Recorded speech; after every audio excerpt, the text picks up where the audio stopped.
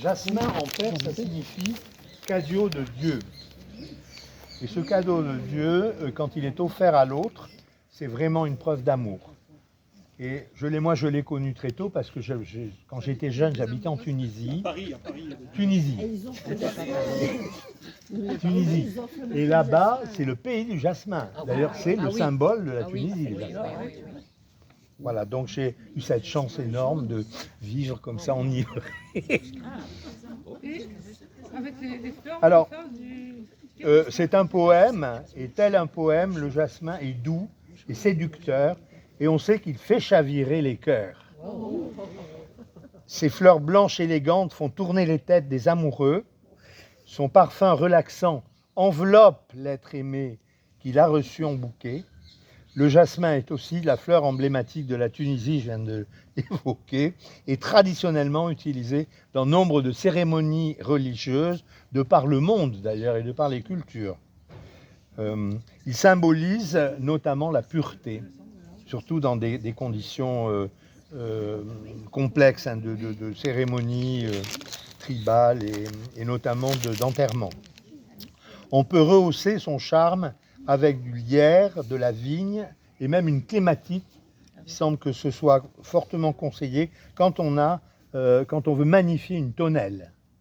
Voilà, donc on a un couple assez extraordinaire parce qu'il semble que la clématite soit facile à entretenir aussi. Hein. Et donc à partir d'un treillis, grâce à une palette de tonalités vraiment qui sont très accueillantes. Enfin. Plantez-le en plein soleil ou à la mi-ombre, c'est un petit peu ce qu'on vient de faire, peut-être si c'est pas tout à fait ensoleillé, dans un sol bénéficiant d'un bon drainage, et il convient de pailler le sol autour de la plante. Je pense Pour l'hiver, ça. Voilà. Celui-là, il est résistant. Vous savez qu'il est originaire de l'Himalaya. Ah ouais. Comme beaucoup de plantes. Oui, comme beaucoup de plantes de l'Himalaya, et qu'il est apprécié bien entendu sous toutes les latitudes pour sa résistance au froid. Il tient à moins 15 et aux sécheresses bien entendu importantes. Voilà. Donc vous tous, vous êtes là les témoins de cette naissance particulière de notre jasmin, jardin de prière. Qui a l'honneur de le planter? Allez.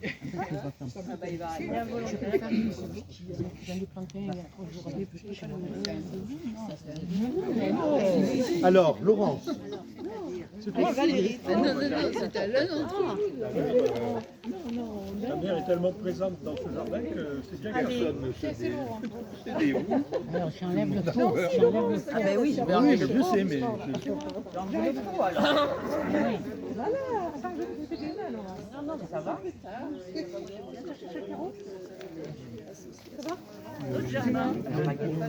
Laurent, c'est très sec.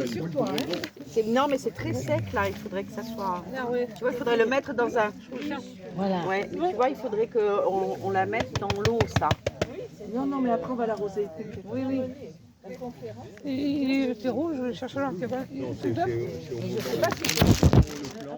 Est-ce qu'il faut du terreau? Est-ce que tu mets du terreau Non, tu mets ça et puis on le mettra par-dessus. C'est l'histoire de On va l'arroser, oui. Oui, je vais l'arroser. Il y a un arrosoir. L'arrosoir, il est dans le... Tu le penches là, Laurence. Voilà, là il est. Regarde, Marc, il y a une petite tisane dans les lacs.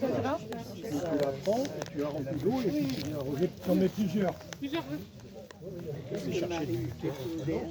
Si elle est la mère de Dieu, c'est une déesse. C'est égyptien, c'était une déesse.